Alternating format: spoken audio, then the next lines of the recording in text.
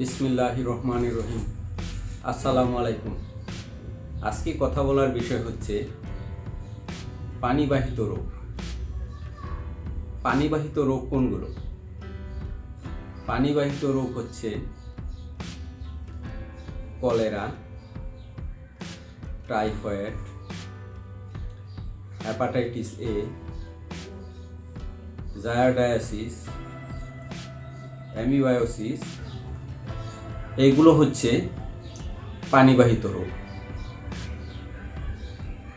পানিবাহিত রোগ আসলে আমরা সবাই জানি পানিবাহিত রোগ পানির মাধ্যমে এগুলো ছড়ায়।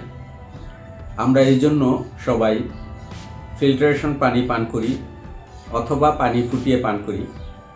এটা আমরা সবাই ব্যবহার করি, মোটামুটি সবাই জানি। কিন্তু কথা হচ্ছে আমরা ফুটানো পানি পান করি, ফিল্টারেশন করা পানি পান করি, কিন্তু ভাত খাওয়ার সময় আমরা যে প্লেটটা ধৌত করি, ওয়াশ করি, সেটা হচ্ছে ট্যাপের পানি দিয়ে ব্যবহার করি। ট্যাপের পানি দিয়ে আমরা প্লেট ধৌত করি খাবার আগে, এবং হাত ধৌত করি খাবার আগে ট্যাপের পানি দিয়ে। 1 সেন্টিমিটার জায়গার মধ্যে কয়েক লাখ জীবাণু থাকতে পারে। এখন আমরা মনে করতেছি যে আমরা তো হাত ধুয়ে ভাত খেতে বসছি, হাত টাইফয়েড হচ্ছে, কলেরা হচ্ছে, অ্যামিবায়োসিস হচ্ছে, কেন হচ্ছে? তো এটার কারণ এরকম যে আমরা ফুটানো পানি খাই, কিন্তু হাত ধুই হচ্ছে ট্যাপের পানি দিয়ে বা উন্মুক্ত পানি দিয়ে। সেই কারণে আমাদের খাবারের সাথে প্রচুর পরিমাণে জীবাণু ঢুকে যায়। সেই সব জীবাণু পরবর্তীতে ডিজিজের রূপ নেয়। তো প্রথম আসি কলেরা। কলেরা একটা ব্যাকটেরিয়াজনিত রোগ হতে পারে। কলেরা হলে ডিহাইড্রেশন হতে পারে এবং পেটে ব্যথা হতে পারে। এটার মূল ট্রিটমেন্ট হচ্ছে খাবার স্যালাইন, প্রচুর পরিমাণে খাবার স্যালাইন খাবার স্যালাইনের অভাবে, মানে স্যালাইনের অভাবে ডিহাইড্রেশন হয়ে যেতে পারে। তাছাড়াও বিভিন্ন ট্রিটমেন্ট রয়েছে।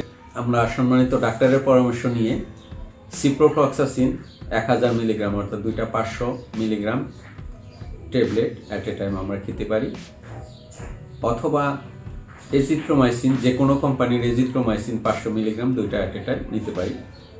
তবে এই পরামর্শ হচ্ছে রিমোটে যারা বসবাস করে তাদের জন্য। অন্যরা সবাই যারা ডাক্তারের পরামর্শ নিতে পারেন, তারা ডাক্তারের পরামর্শ নিয়ে ডায়রিয়ার ক্ষেত্রে অর্থাৎ কলেরার ক্ষেত্রে এইসব ডোজ নিতে হতে পারে। টাইফয়েড পানিবাহিত এবং খাবারের মাধ্যমে ছড়াতে পারে। উচ্চ জ্বর থাকবে, পেটে ব্যথা থাকবে এবং ডায়রিয়া থাকতে পারে। টাইফয়েডের প্রাথমিক ট্রিটমেন্ট হচ্ছে প্যারাসিটামল খাবেন আপনি। প্রতিদিন 1000 মিলিগ্রাম 4টা ট্যাবলেট খেতে পারবেন, অর্থাৎ 4000 মিলিগ্রাম 6 ঘন্টা পর পর 1000 মিলিগ্রাম খেতে পারবেন। ডক্টরের পরামর্শ নিয়ে আপনি সিপ্রোফ্লক্সাসিন দিনে 2টা করে 14 দিন খাওয়া যেতে পারে। তাছাড়াও হায়ার অ্যান্টিবায়োটিক অনেক রয়েছে, যেমন এজিথ্রোমাইসিন রয়েছে। টাইফয়েডের এজিথ্রোমাইসিনের ডোজ হচ্ছে ডাবল ডোজ অর্থাৎ ডিআইডি ডোজ। 7 দিন খেতে হবে, মানে 12 ঘন্টা পর পর 500 মিলিগ্রাম একটা করে দিনে 2টা, অর্থাৎ 7 দিন খাওয়া যেতে পারে টাইফয়েডের ক্ষেত্রে। তবে সম্মানিত ডক্টরের পরামর্শ নিয়েই করবেন।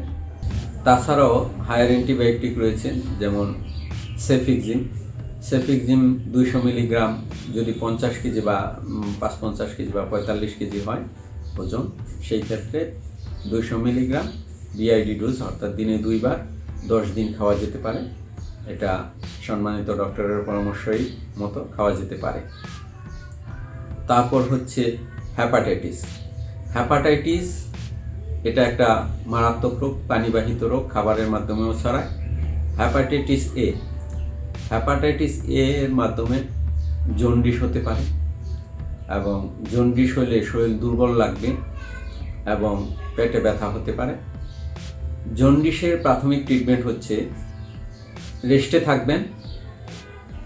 থাকবেন এবং নরম খাবার অর্থাৎ ভাত, শক্ত ভাত খাওয়া যাবে না, নরম ভাত খেতে হবে এবং রেড মিট না খেলেই ভালো। এটা একটা লিভারের ডিজিজ, সেজন্য লিভারকে রেস্ট দিতে হবে, সেজন্য নরম খাবার খেতে হবে। তারপর আরেকটি পানিবাহিত রোগ হচ্ছে জায়ারডায়াসিস। এটা একটা হচ্ছে পরজীবী কৃমি দূষিত পানির সংস্পর্শে আসলে ত্বকের মাধ্যমে এটা শরীরে প্রবেশ করে। এটার মাধ্যমে জায়ারডায়াসিস ডিজিজ হচ্ছে ডায়রিয়া থাকবে, ডায়রিয়ার পাশাপাশি পেটে ব্যথা থাকবে। এটা একটা পানিবাহিত রোগ। এটার প্রাথমিক ট্রিটমেন্ট হচ্ছে খাবার স্যালাইন এবং ডায়রিয়ার যে ট্রিটমেন্টগুলো আছে, যেমন সম্মানিত ডাক্তারের পরামর্শ নিয়ে সিপ্রোফ্লক্সাসিন খাওয়া যেতে পারে এবং এজিথ্রোমাইসিন সিঙ্গেল ডোজ অর্থাৎ 1000 মিলিগ্রামও খাওয়া যেতে পারে। তবে যদি নর্মাল সিভিয়ার না হয় সেই ক্ষেত্রে অ্যান্টিবায়োটিক না খাওয়াই ভালো। নর্মাল